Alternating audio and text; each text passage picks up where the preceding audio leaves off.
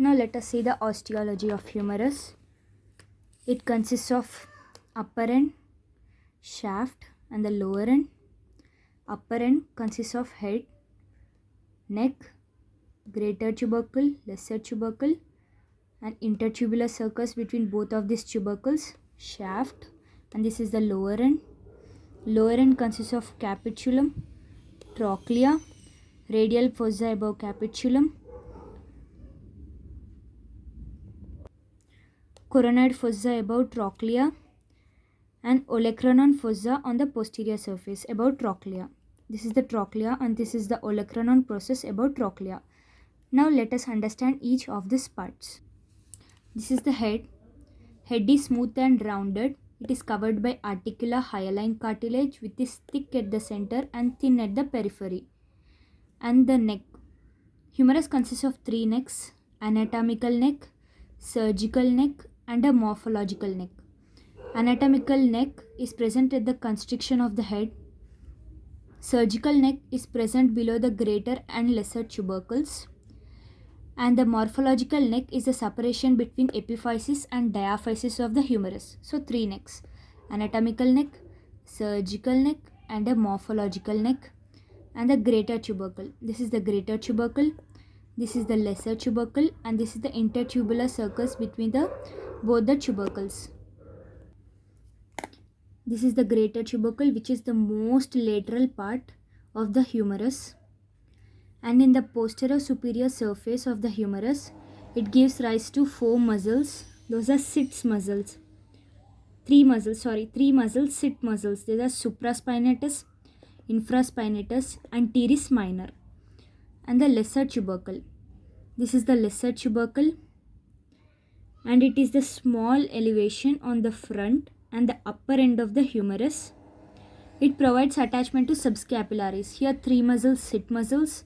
In the posterolateral part of greater tubercle, those are supraspinatus, infraspinatus, and teres minor.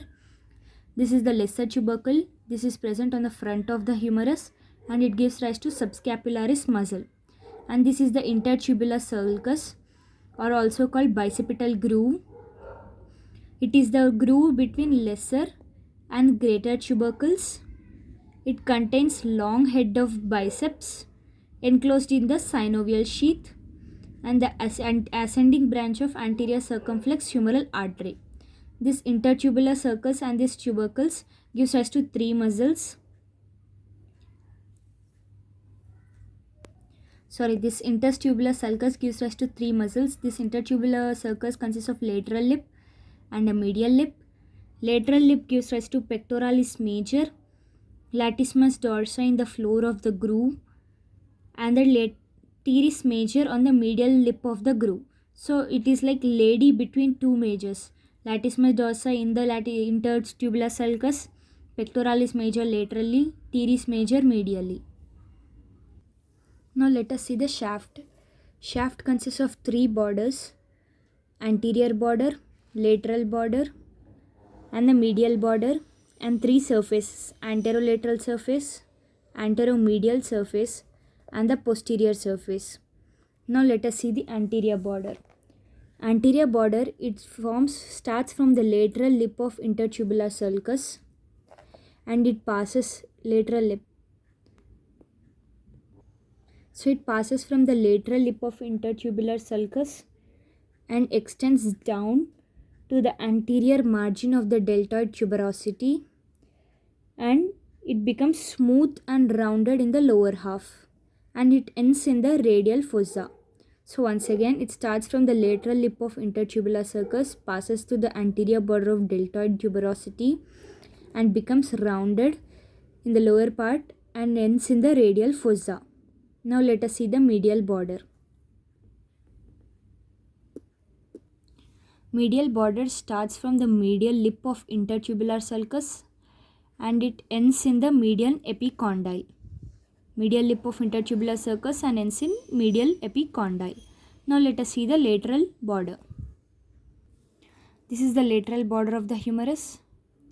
In the lateral border, upper part is indistinct, whereas the lower border forms a distinct lateral supracondylar ridge. Now let us see the three surfaces. Anterolateral surface. Anterolateral surface is present in between anterior border and the lateral border. It presents a characteristic deltoid tuberosity. An anteromedial surface. It is present in between anterior border. Anterior border is from lateral lip of intertubular circles which passes through the deltoid tuberosity and ends in the radial fossa. And the lateral border. It presents a floor of intertubular sulcus in the upper part. And now let us see the posterior surface. Posterior surface is present in between lateral and medial borders. And it presents, this is the posterior surface, and it presents a oblique ridge in the upper one-third of its surface, and below it presents a spiral groove. This oblique ridge gives rise to lateral head of triceps brachii. And this spiral groove provides passage for radial nerve and profunda brachii vessels. Now let us see the lower end. Here the lower end consists of capitulum, which provides articulation to the radius, head of radius, and this is round convex projection, and this is trochlea. This is pulley shaped and this is projected medially, and it articulates with the trochlear notch of ulna. Above the capitulum we have radial fossa, and above the trochlea we have coronoid fossa. The radial fossa present above capitulum. In this radial fossa, the head of the radius fits during full flexion of the elbow in this radial fossa, whereas in the coronoid fossa, the coronoid process of the ulna fits during full flexion of elbow. Now let us see the olecranon process, which is present posteriorly above the trochlea. This is the posterior surface, and this is the olecranon fossa, and this is the trochlea. The head of the olecranon process of the ulna fits into the olecranon fossa during full extension of the elbow.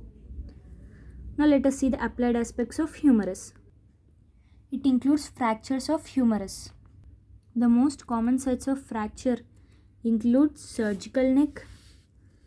Here the surgical neck, which is present below the tubercles, and the midshaft and the supracondylar region. So this is the osteology of humerus. Thank you.